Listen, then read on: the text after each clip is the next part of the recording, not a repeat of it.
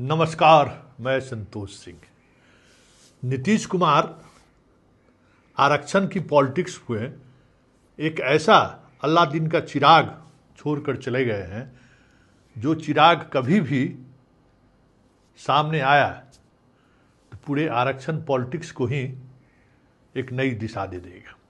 जी हाँ, हालांकि बिहार में उस पॉलिटिक्स पे वो ज़्यादा दिनों तक नहीं बने रह पाए।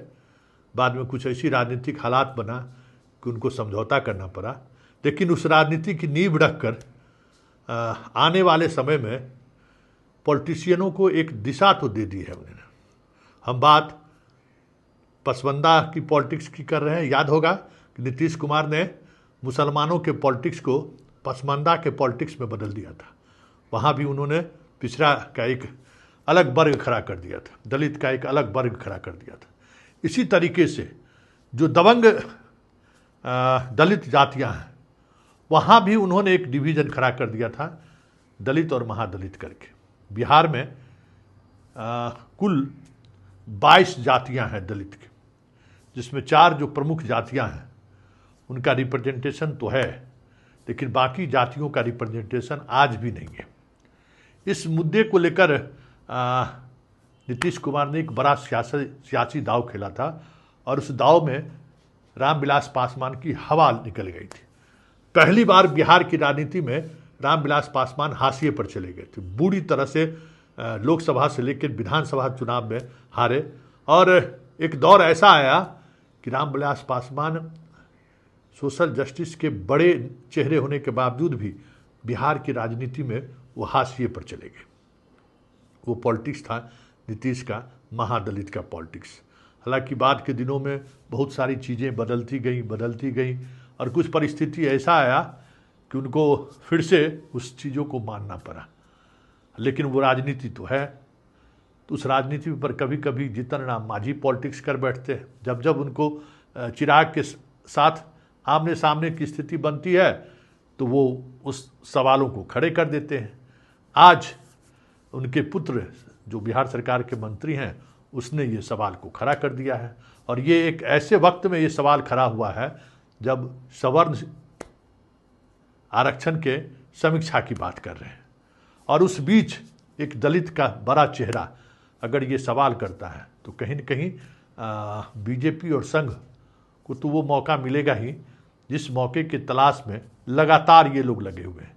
इनको लगता है कि आरक्षण की वजह से हम राष्ट्र को हम एकजुट नहीं कर पा रहे हैं, जाति मूल में अभी भी है।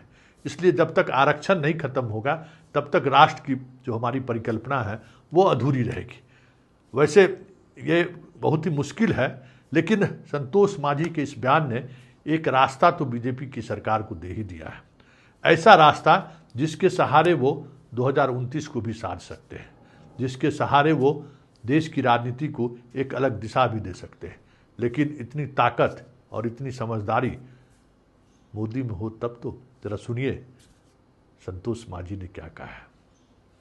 नहीं, देखिए, हम बिहार के कंटेस्ट में बोल रहे हैं कि समीक्षा इस बात पर होनी चाहिए कि आज दलित समाज में भी कुछ ऐसे समाज है, वर्ग है, जो जातियां हैं जो आज भी बहुत गरीब हैं। वो चाहे आर्थिक स्तर पर उनका जो भी इंडिकेटर्स हो, सामाजिक स्तर पर हो, शैक्षणिक स्तर पर हो, तो बिहार में 22 जातियां अगर है तो 18 जातियां ऐसी है जिनकी अभी आर्थिक स्थिति खराब है। उन 4 जाति मैं कहा कि पहले भी बिहार में एक महादलित आयोग का कंसेप्ट था। महादलित में 18 जातियां थी, 4 जातियां दलित समाज में थी। उस स्तर पर उस तरीके से मॉडल लागू हो कि आज भी जो कमज़ोर हैं उन दलित समाज में भी उनको ऐसे प्रावधान देना चाहिए, आरक्षण उनको कुछ ज़्यादा बढ़ा के देना चाहिए और ताकि वो भी मुख्यधारा में जुट सकें और सबके साथ चल सकें। इसके लिए आरक्षण में समीक्षा की बात हो, चाहे आरक्षण वर्गीकरण करने की बात हो, चाहे उसको आरक्षण का दायरा बढ़ाने की बात हो, इसके लिए हम लोग उस बात को कहे हैं। बाकी आरक्षण की समीक्षा का मतलब कतई नहीं कि आरक्षण को समाप्त करना। आरक्षण हमारा संविधान के द्वारा दिया हुआ गारंटी है।